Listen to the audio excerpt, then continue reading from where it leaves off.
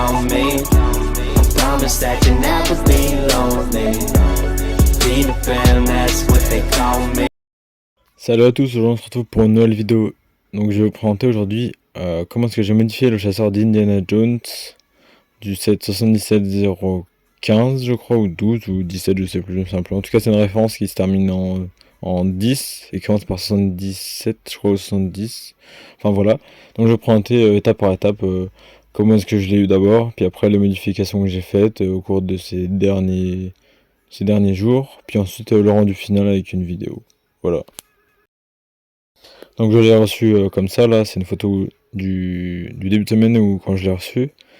Donc j'aime même pas du tout, et puis j'avais déjà comme projet quand j'avais vu sa sortie l'année dernière ou il y a 2 ans, de le modifier parce que je crois que c'était un avion intéressant et qu'on n'a pas énormément d'avions intéressants, ni dans le City, ni dans d'autres types de gammes, par exemple comme Monkey Kid ou d'autres trucs comme ça. Donc du coup je me disais que c'était intéressant de le modifier et d'en faire un chasseur. Donc voilà ce que ça donnait après, un jour après.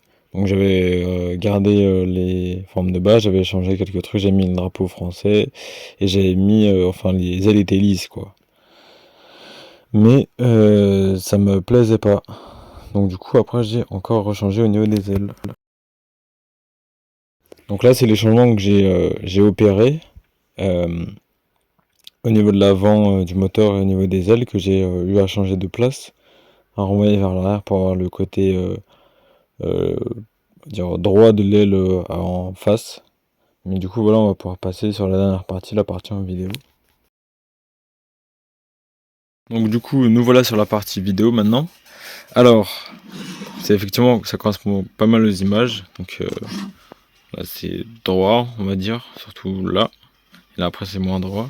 Donc là après c'est les ailes qui sont comme ce qui a été montré sur les précédentes images, qui étaient à la base retournées, que j'ai rechangé. Alors la dernière modification que j'ai jetée, pardon, c'est celle-ci ici. Alors elle me plaît pas vraiment, mais je l'ai quand même faite, histoire d'avoir un truc lisse. J'ai fait pas mal de modifications aussi, j'ai pas dû le montrer trop, c'était ici là à l'arrière, histoire d'avoir un truc assez lisse. Là ici aussi avant il n'y avait pas de grise comme ça, mais je l'ai rajouté. Au niveau du moteur rien n'a changé parce qu'il n'existe pas de pièce pour faire un 3 pales. Si je voulais faire par exemple comme un DO Twin 500 ou 320 ou 520, je sais plus. Là en dessous j'ai changé certaines pièces qui à la base étaient orange rouge. Vas-y modifier. Là ça c'est les canons ça. Voilà.